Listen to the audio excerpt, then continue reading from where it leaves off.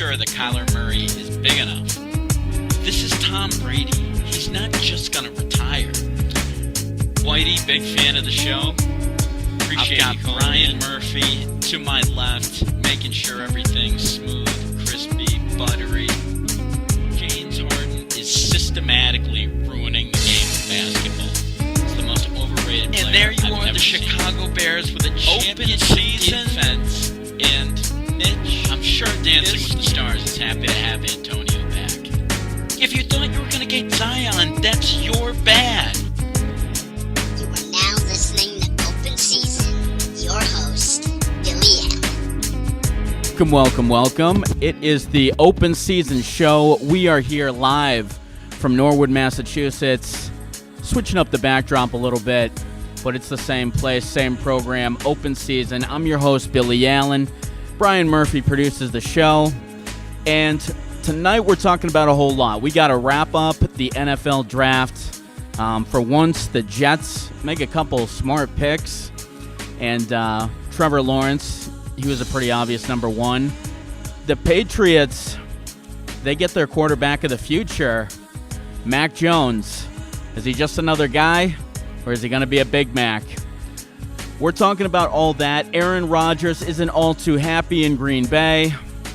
And LeBron James didn't have the nicest things to say about the NBA play-in tournament as Russell Westbrook secures a triple-double average for the fourth season. Yes, fourth. We'll talk a little bit about him, but of course we have to start out with the NFL draft. And, I don't think there was a whole lot of surprise for anybody about the number one pick, Trevor Lawrence. That was pretty obvious. That's been about a half decade in the making. I feel like that kid was going to go number one the second he ever decided to go pro. In fact, if you could go pro from high school, I mean, he may have been able to go after like his freshman. This kid never lost a football game in his high school or college career during the playoffs. So, I mean, he doesn't even know how to experience a loss. That's Trevor Lawrence. And then Zach Wilson, that had pretty much been done for about the last month, too, with the New York Jets deciding to take him. A little bit, I mean, for me, I just don't know why you take that type of I was all over Justin Fields for this one. And the Chicago Bears trade up and get their man at number 11. I thought that was nice value for a Bears team that, I mean, they're just where quarterbacks go to die. It has been an absolute wasteland. If you'll even believe this, the Chicago Bears don't have one 4,000-yard passer. I mean, think how easy it is to throw for 4,000 yards. I'm sure with 17-game season, all records are going to be broken. But the Chicago Bears picking up a quarterback that they can invest in. And a lot of pretty good moves. Atlanta, a lot of teams just making like the pick that they had to make. Atlanta, they take the generational talent in Kyle Pitts, just an absolute stud at the tight end position, and is probably going to wreak havoc on defenses for quite a time to come. And then you had the Cincinnati Bengals. Instead of going for protection, they end up bringing in Jamar Chase. I mean, everybody has seen the big boy scars that Joe Burrow has this year. They had the pictures of the NFL jerseys come out, and everybody was looking at those scars. So that was pretty jarring. I mean, this is a big surgery for a kid in Joe Burrow. You wondered if they were going to pick up some offensive talent on the offensive line. They did not. They decided to go with Chase. And then you had the Dolphins picking up Waddle, so they add a great target for Tua. But I think the thing that shocked everybody, or at least the thing that everybody seems to be talking about, everybody's got an opinion on this, but it seems like people are generally happy that the Patriots ended up taking Mac Jones. For me, this guy was fifth in terms of how I had the top 5 quarterbacks ranked. I just think he's a guy that doesn't display a lot of athletic. I feel like he's a distributor of the ball to good position. This guy has played with generational talent at Alabama. I try to think of some of the other quarterbacks that have come out of Alabama. I just feel like they're all career backups, and I just don't think that Mac Jones is going to be a generational talent or anything close to. You hear all kinds of people saying that everybody is so quick to say this guy's the next Tom Brady or could be the Tom Brady. I mean, first off, Tom Brady went in the 6th round. He wasn't playing for – I mean, there are millions of differences. It's not even worth discussing. But Stephen A. Smith actually had some thoughts on the Mac Jones selection. He seems to think that the Patriots have found their man. And Stephen A., always entertaining, even on the NFL side of the coin. Let's hear a little sound from Stephen A.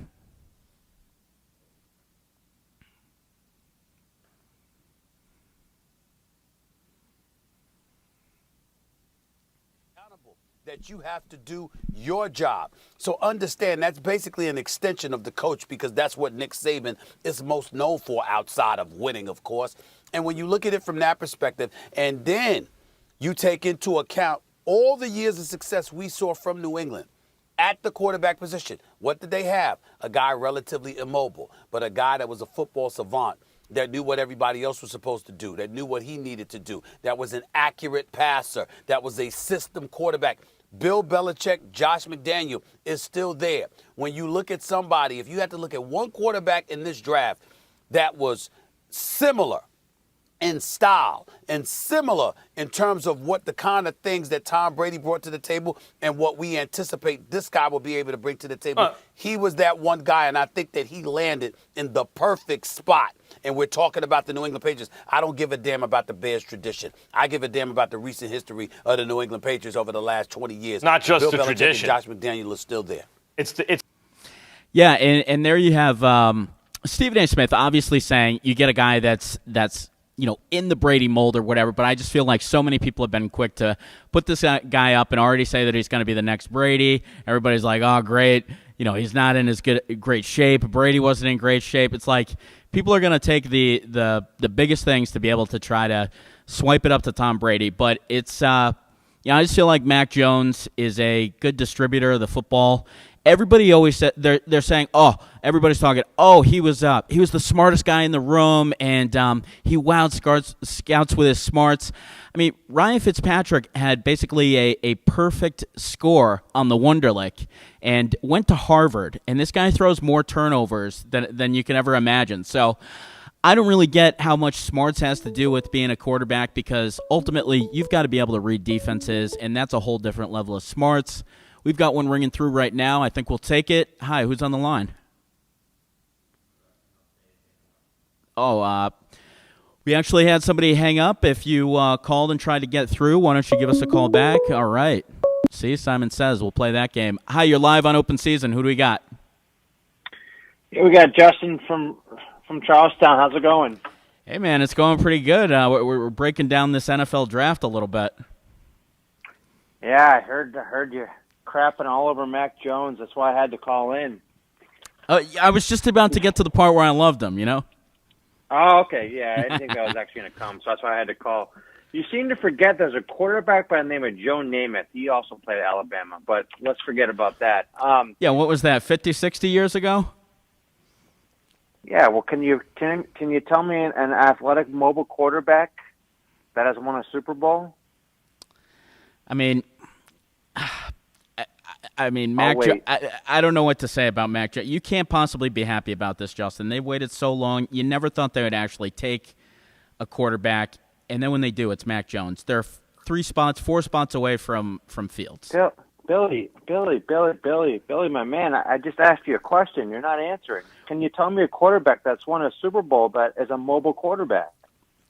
So you think it all comes down to that? I mean, I could name a ton that have gone to the Super Bowl. I can't think of a lot that have won off the top, because you're talking about your Brady's, your Eli's, your Peytons, yeah. So here's my thought process around it. I get the NFL's changing. Everyone's thinking you need to, you have to have a quarterback that can run, that can throw. The 2 best quarterbacks in the NFL right now, or 3 best, are Aaron Rodgers, Patrick Mahomes, Tom Brady. Deshaun Watson's in that top 5, but he's going through a lot of issues right now, but those are the top 3 quarterbacks. Can Patrick Mahomes and Aaron Rodgers run a little bit? Yeah, but are they going to surpass 300 to 400 yards in a season? Probably not. So the NFL is going towards the direction where you need to have a mobile quarterback, the Trey Lances of the world.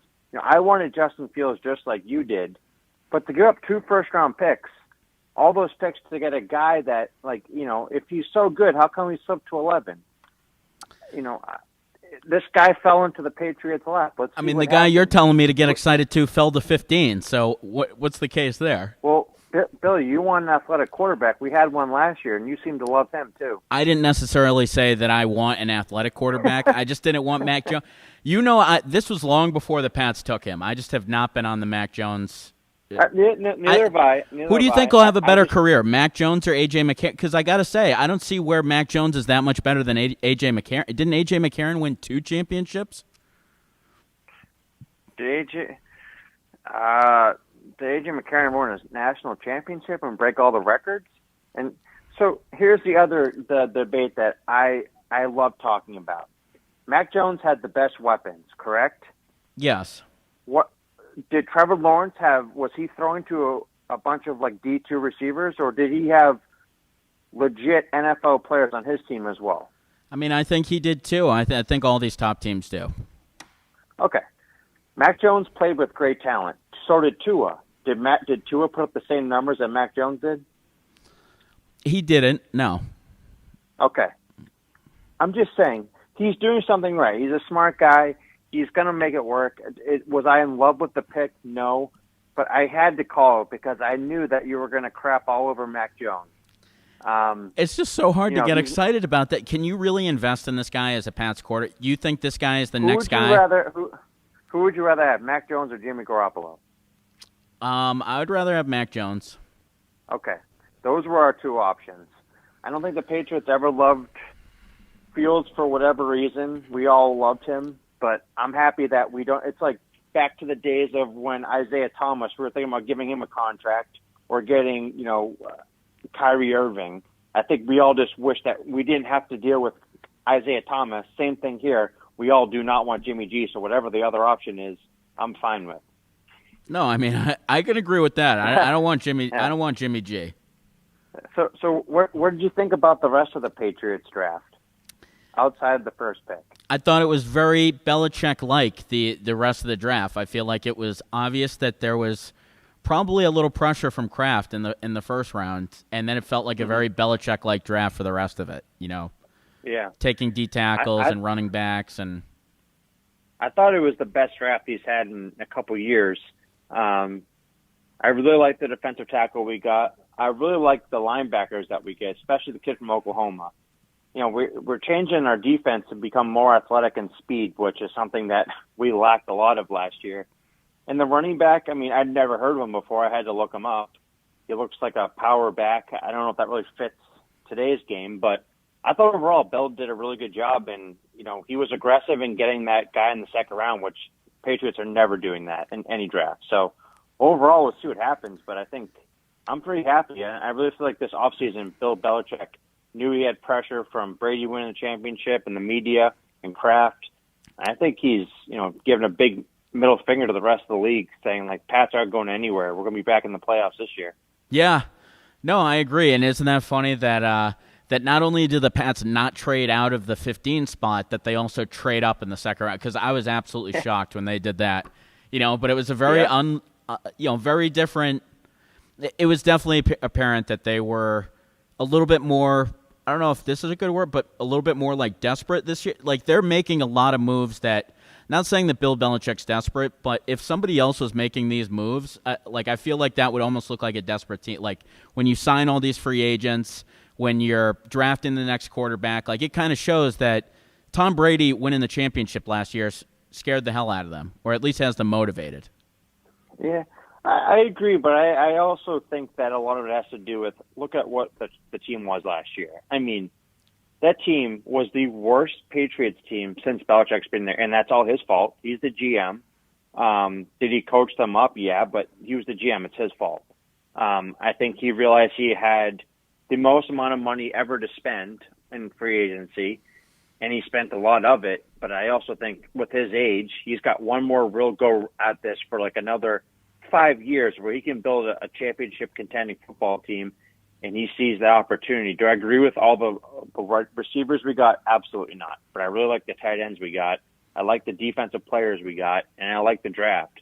And now it's up to Bill to coach this team up. And I really feel like the Patriots are the second, probably the third best team in the AFC behind the Chiefs and the Bills right now. Interesting. All right. Well, I mean, do you see I think the Ravens got worse this year. They lost their tackle. Ronnie Stanley's coming back from a torn ACL. They didn't really improve on offense.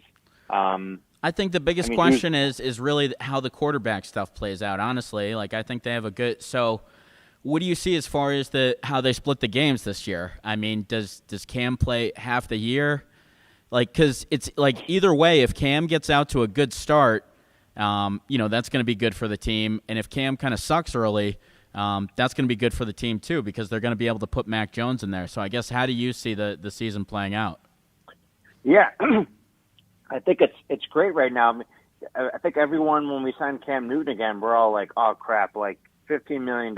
This is ridiculous. Like, did anyone see what he did last year? But if you look at it now, it's a win-win for the Patriots. If he does well, great. If he does crappy, great, because that puts Mac Jones in. Patriots aren't going to sign Cam Newton to an extension after this year because they just invested a 15th pick in Mac Jones. So it's kind of a win-win. I don't see, I could see Cam Newton definitely having a better year this year. But there's going to be pressure to play Mac Jones. I'm waiting to see Jarrett Stidham get released. He's definitely getting cut.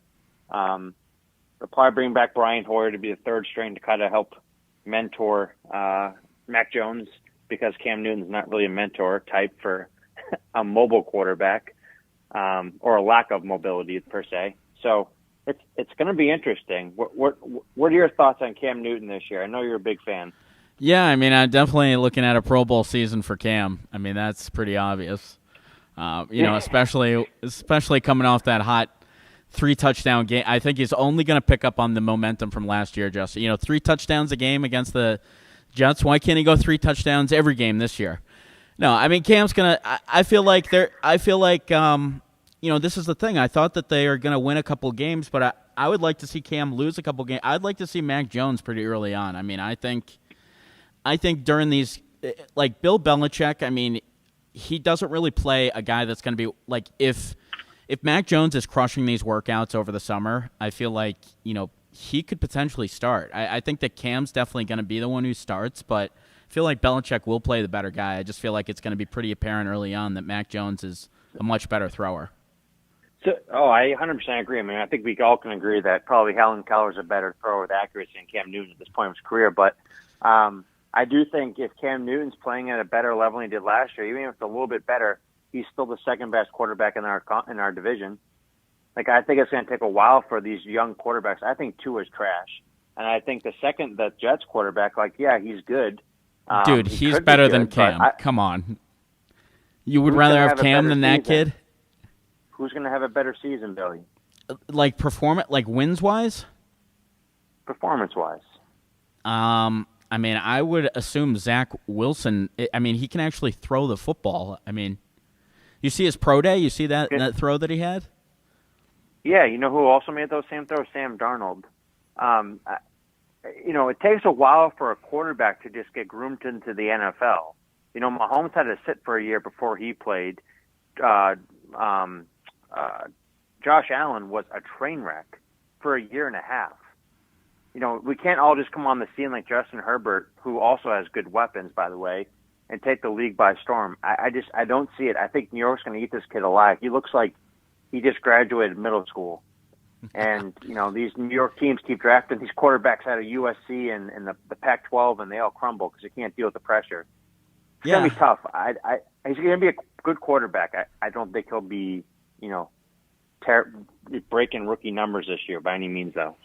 I just feel like anybody could be better than Cam. Anybody that's played football to the level that they have. I mean, yeah, but the other thing is, too, Billy, I feel like this division this year, we got 3 good defenses. Well, the Jets' defense is trash, but the other 3 teams have good defenses. That's going to be tough for a rookie quarterback to come in and face that 6 times. Yeah. I mean, I'm not saying he's going to blow the world away. I just feel like, I don't know anything about the kid, really, but I just feel like he's a much better thrower than... Did you see his mom? She's a babe. That's all I know about him. And he can make some good throws. I mean, if Belichick was being honest, who would he rather have, Cam Newton or Zach Wilson? I'm pretty sure it would be Zach Wilson. Cam's his quarterback. I know he would die for Cam, but yeah. Yeah, it's kind of weird. I think Cam's got blackmail on Bill somewhere. But, I mean, it's like, for some reason he's willing to take a bigger risk on Cam Newton than he was Drew Bledsoe. Like, I mean, just, it's unreal. I mean, Brady comes back from his. Go ahead. Drew Bledsoe also had a $100 million contract. Cam Newton's contract's $5 million this year. Yeah, true. So, like, if say like in training camp or preseason, Cam sucks again, they can easily cut him. That's $5 million. Yeah, that's nothing. So, I think Mac Jones is going to be the quarterback probably by, I don't know, late October. And I think he's going to be good. I mean, I think he's more mature and better fit to play in the NFL in year one than everyone except for Trevor Lawrence. And he's going to be in a good system with two good tight ends, a great offensive line, good running game. It just sounds like you're talking about all the other things that are going to be supporting it, which is my concern. I mean, he's always had the best of all that stuff all around him. So, yeah, well, let's see what Trevor Lawrence does this year when he doesn't have the best of all that around him. I think Trevor Lawrence is going to be just fine. But, yeah, we'll see. We'll see what Fabio does.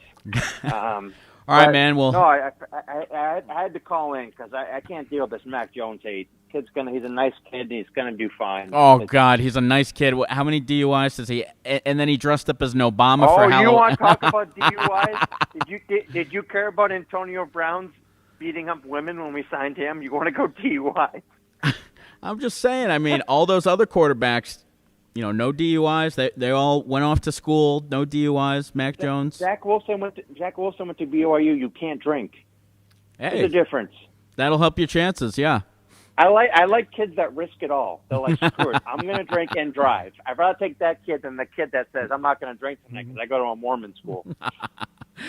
All right, well, there you have it. Justin would rather have Mac Jones over Zach Wilson because Mac Jones drinks more. Awesome. Well, yeah, hey, man. Exactly. All right. All right, man. One. All right, later. You too. All right, bye. All right, so yeah, I mean, obviously Justin putting me in my place a little bit there with the stuff from Mac Jones, but I'm going to stick to it. I just am not the biggest fan of Mac Jones. I honestly think they'll be building into another quarterback a few years from now. I just don't think that, especially when Belichick leaves. And if McDaniels leaves, you heard it there. Justin was mentioning all these other things that he has. Oh, he's got a great offensive line and a good running back and good so it's just – how much does he actually provide? And on the NFL level, you got to be doing something special. So, not the biggest fan of Mac Jones. I wanted to get excited for this. I wanted them to take Fields, and it should have been the easy decision when he started to slip at all. You had rumors before the day of, they're going to maybe trade up with Carolina for the A spot. No, they don't. They just sit there and they get their guy. And that's the thing that I have the biggest issue with is it always gets turned into, Mac Jones was going to go to the Patriots. The Patriots knew he was going to fall. Everybody thought Mac Jones was going to the third spot. The 49ers, a day or so before that, they started talking about Trey Lance, but everybody thought that Mac Jones was going to go to the 49ers, him pairing up with Shanahan and having something pretty good to go there, but that obviously doesn't happen, and once he passed the 3 spot, I really started to think that he could fall pretty well. And of course, once the Bears traded up against 11, I'm like, oh God, this is going to happen. The Pats are, because you knew they had to take. There's so much pressure. There's everybody on Belichick saying, hey, Brady just won in Tampa. You let him go. And he's not going to look this. So whether it's pressure from Kraft or pressure, you knew that he definitely wanted to take a defensive guy and maybe go for a quarterback at in the second round, but you knew that once it started to fall, that Mac Jones was going to be on the Patriots, and I was just it was tough tough for me in real time. But they have Mac Jones, and hopefully he does great things. But talking about some of the other teams, I think that the AFC East is looking a little bit better this year, but as Justin had talked about, it's still not too great. I think it's nice that they have some fresh blood in there at quarterback, a couple of young guys that you can get excited about. I still don't know why the Dolphins are so trusting in Tua.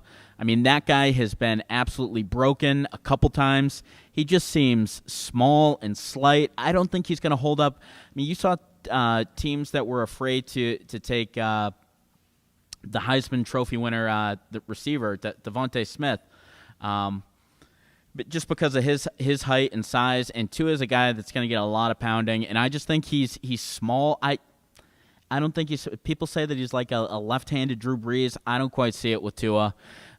So I guess being in this division, or the Patriots being in this division, I think that it's a nice thing that they're going ahead with Tua. But for the Jets, you're just talking about, it feels like a lot of the same things that were present when Sam Darnold was drafted. Not having a very solid organization, not having a lot of support around him. Zach Wilson will not have. Obviously, they made some good picks in Elijah Moore falling to the third round. But some interesting picks there. You look at the Panthers; they get Horn, and you look at the Broncos, and they got Surtain.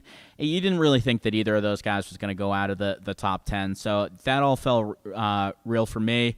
Devontae Smith, him dropping to 10. I had seen some places having him up there at 3, so I was a bit shocked when Devontae Smith slipped, but I think a lot of the other things seemed to make sense once those picks were slotted.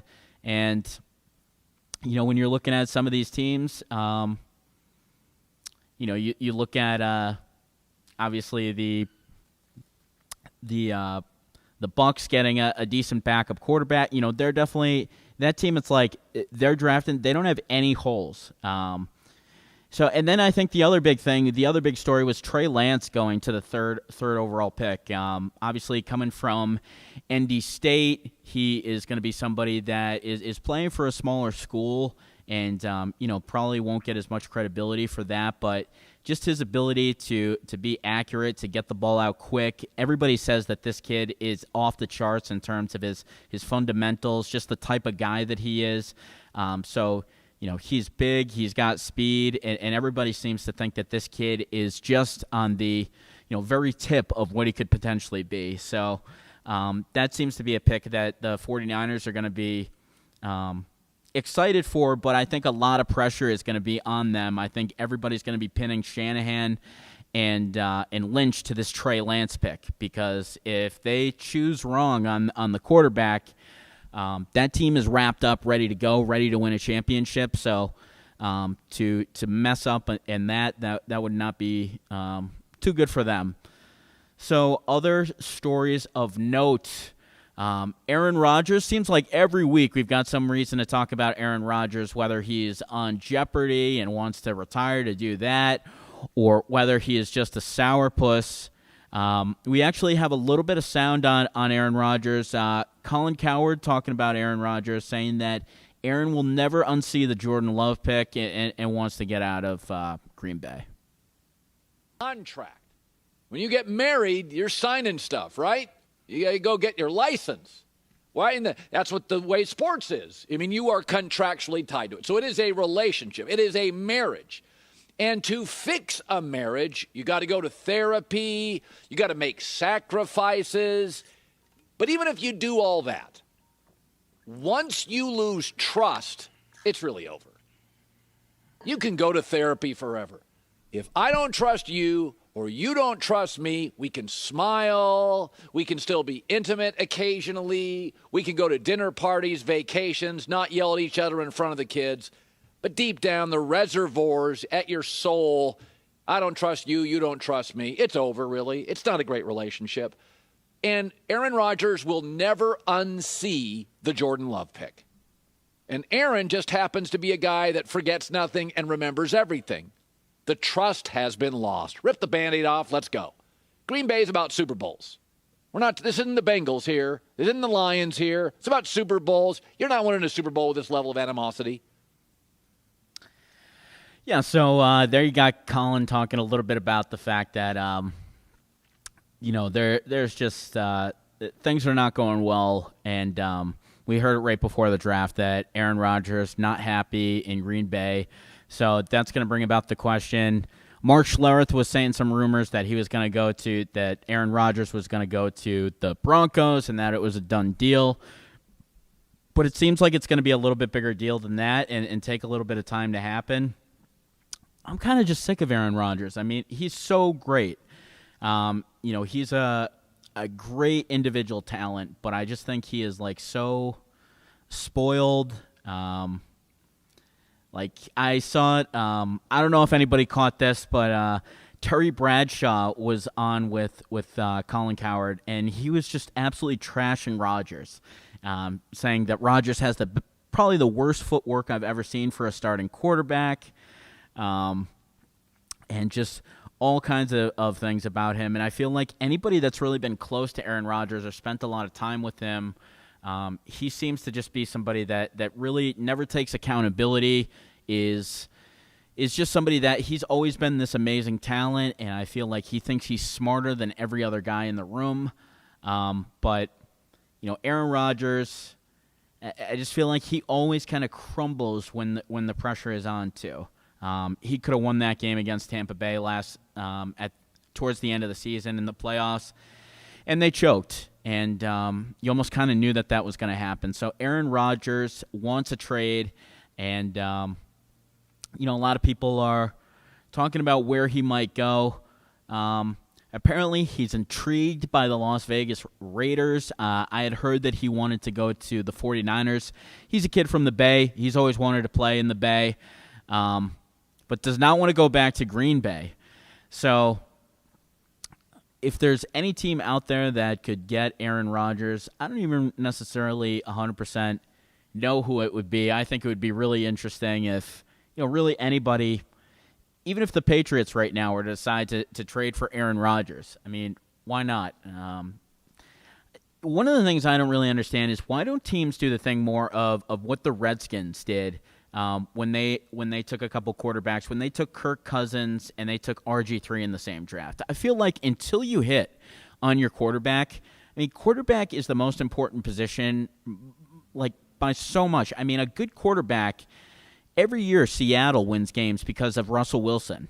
And every year the Colts would win games because of Peyton Manning. A good quarterback can really swing a team that doesn't have a lot of other weapons, maybe doesn't even have a defense, or maybe doesn't have an offensive line. A quarterback is just, it's obvious, but they're so important. If you're the Pats or if you're any team that needs a quarterback, why not take one or two? What's the harm in taking a quarterback in the first round, taking one in the third? So you're still taking one of those guys that you think could be great, letting those two guys duke it out in camp. So Aaron Rodgers, where will he go?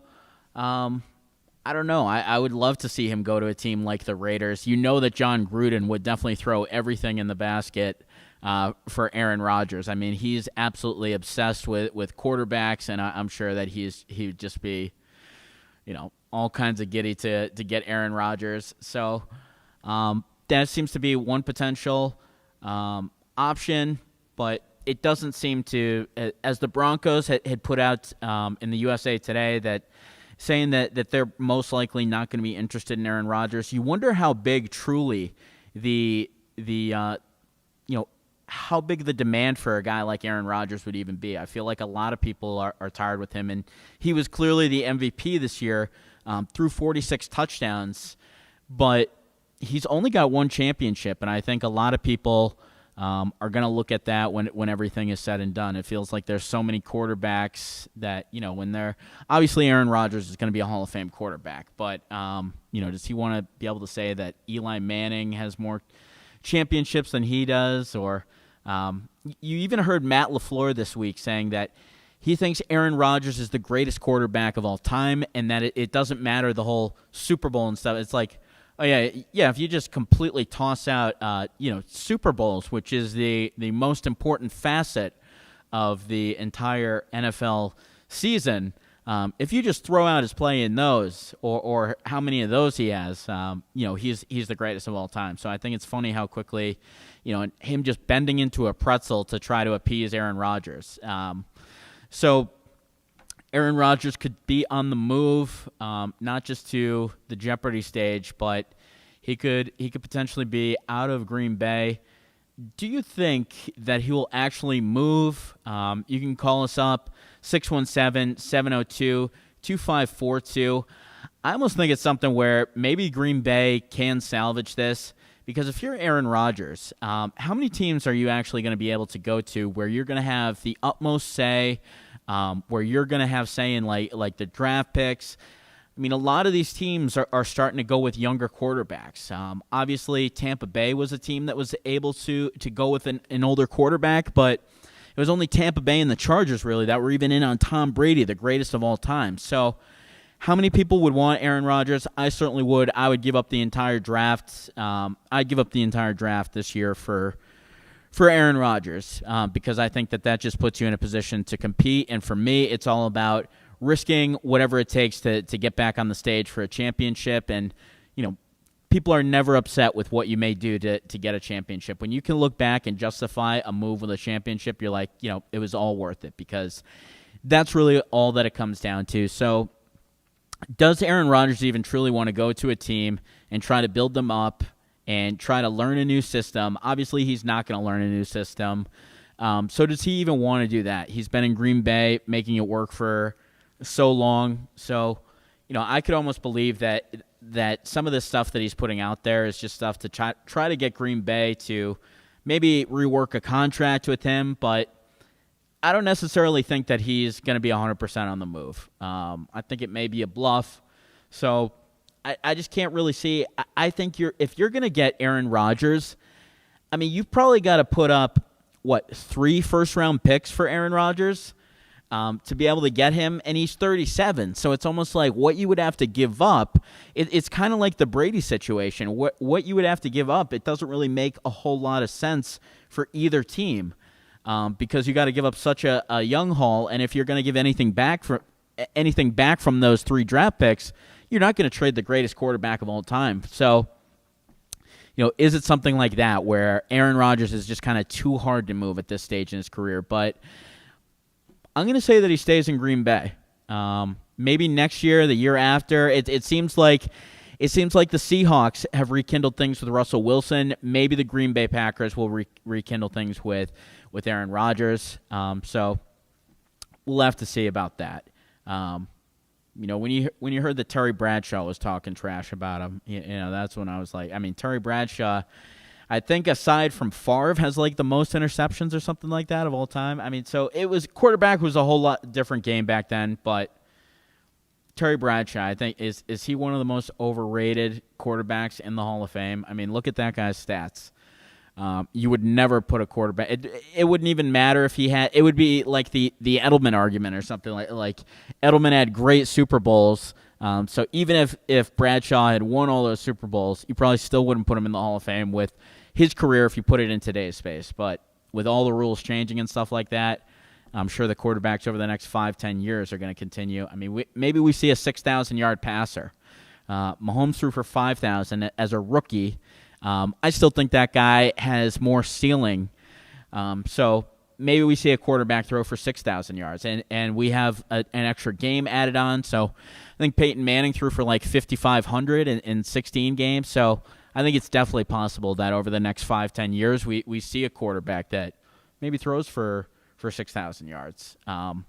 It seemed like Drew Brees. Maybe if Drew Brees was playing right now and was going to hit his prime in 5 or 10 years, I think that would be definitely assured that Drew Brees would do that, because he almost did when it was a 16-game season. So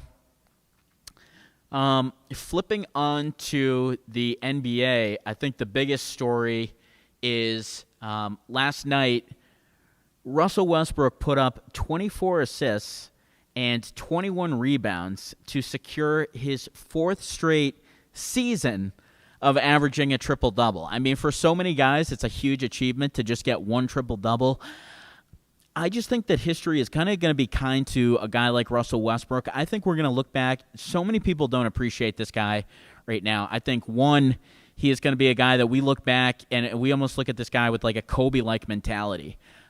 He absolutely wants to kill you. He is in amazing shape. When he's he plays the entire game, and at the end, he's hardly even sweating. He's not talking out of breath. This guy is in incredible shape. He does it every single night. He is 6'3" and averages 11 rebounds a night. Are we ever going to see another guy in the NBA that's 6'3" and averages 11 rebounds? I don't think so.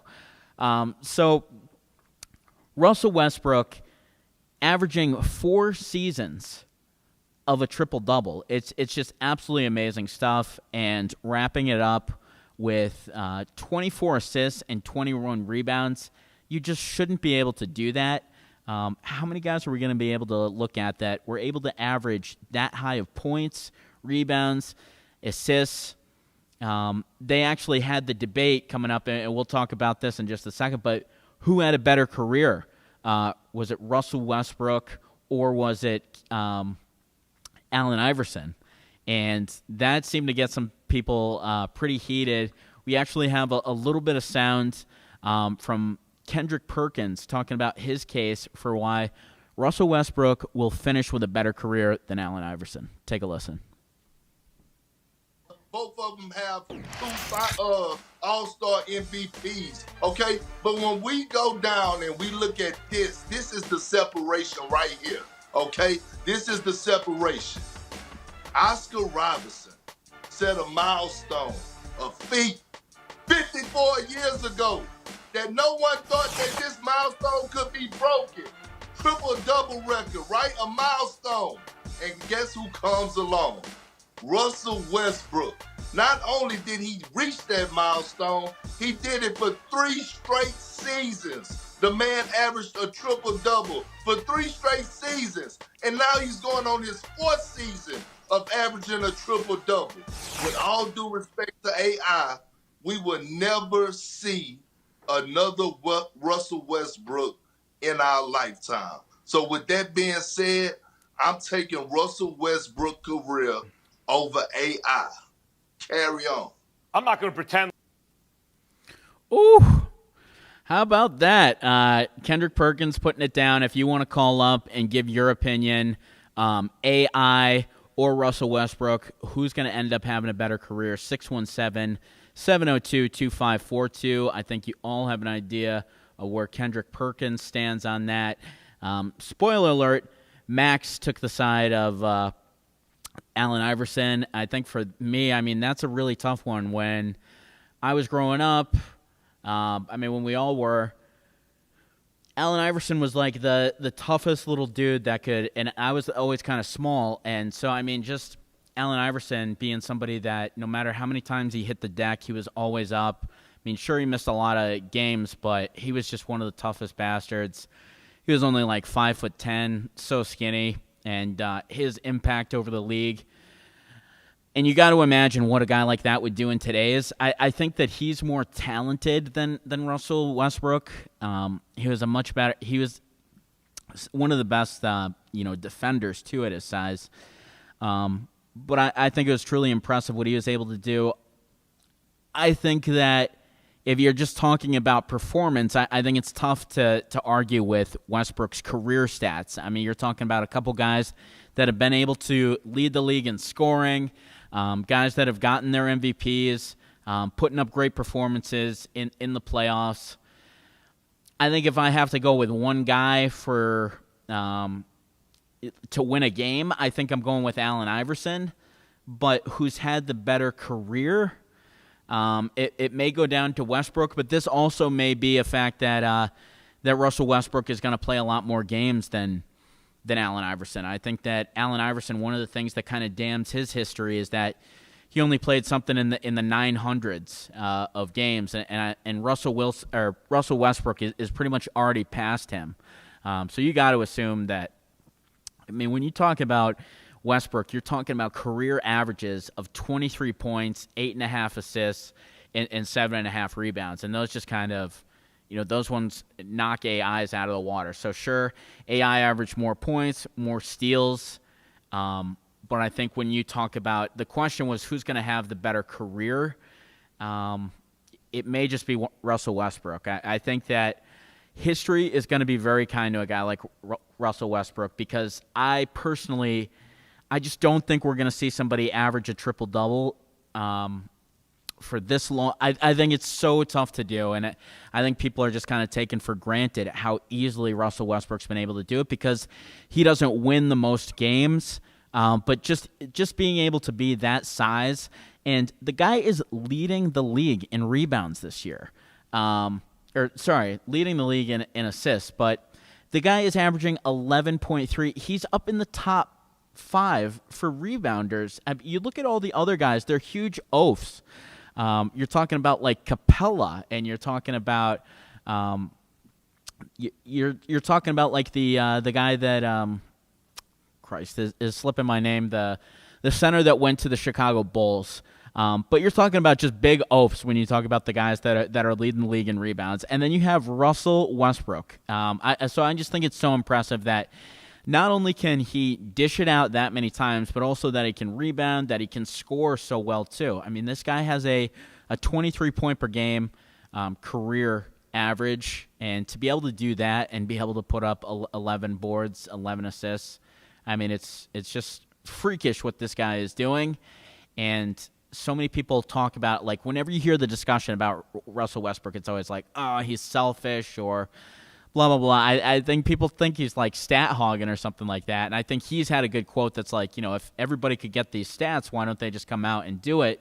And I think there's a point to that. So I just think that a triple-double is a lot tougher to achieve, like on a per-game basis and everything like that. So people will look back, and I think people will say, wow, Westbrook was a hell of a player. How is there a player that was averaging triple-doubles? And we were just looking at that. Because when you talk about other players, you're like, oh, they're almost averaging a triple-double over the last couple games. It's like, this guy has done it year in and year out. He's made it a point where he gets a triple-double, and it's just like, yeah, that was a normal game. That's literally what he averages. So there's my thoughts on Westbrook. I've always had a lot of love for Westbrook. The guy just plays his ass off. He loves the game. He airs guys out if they're not in shape and ready to go. I mean, he's just one of those last links to the Kobe Bryant type of player that everybody loves. Today's athletes are today's NBA players.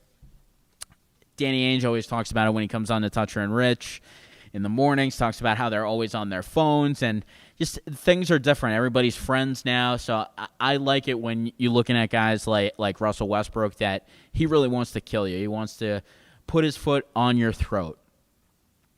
So some of the other stories from this week is you had Jason Tatum scoring 60 at age 23. So he just continues to put up.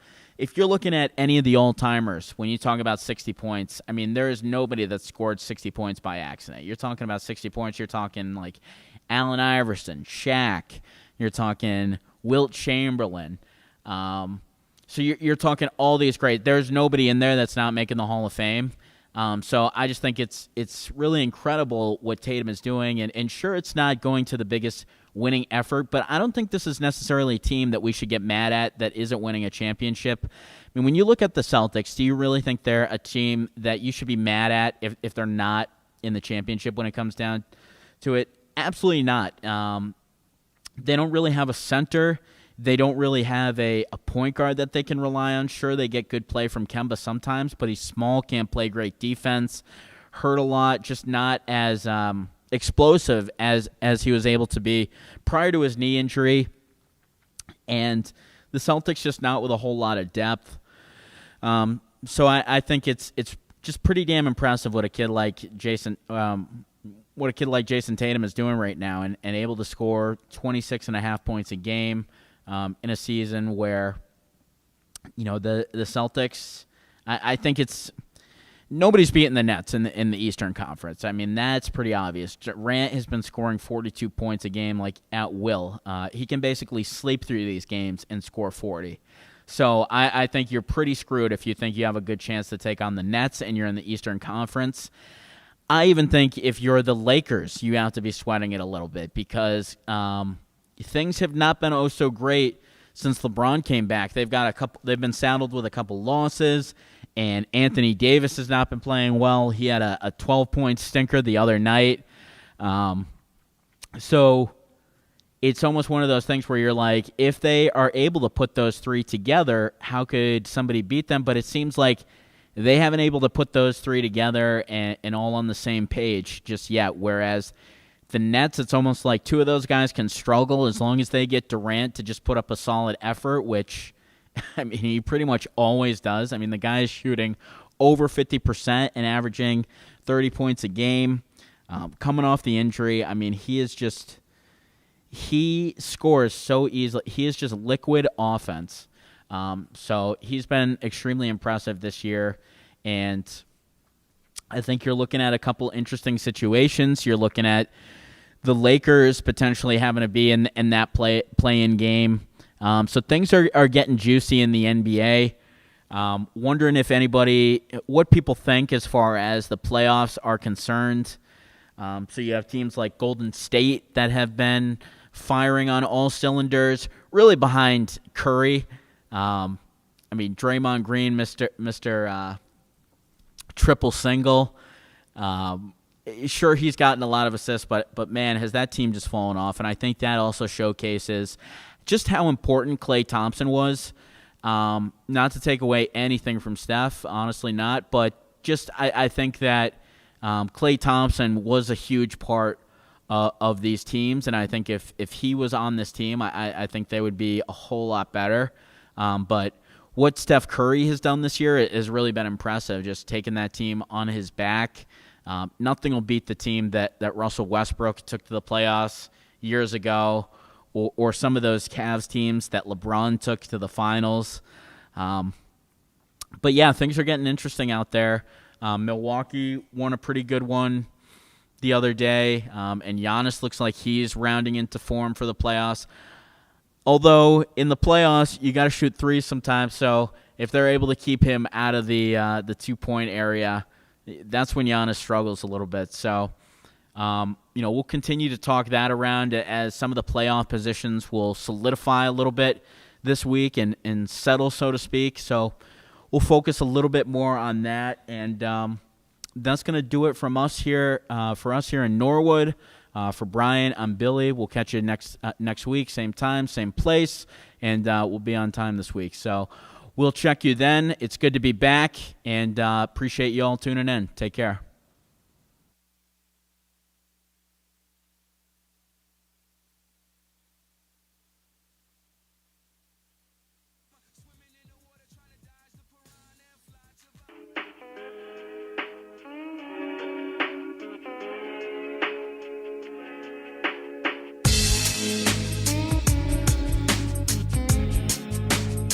I'm just not sure that Kyler Murray is big enough. This is Tom Brady. He's not just going to retire. Whitey, big fan of the show. Appreciate you. I've got Brian Murphy to my left.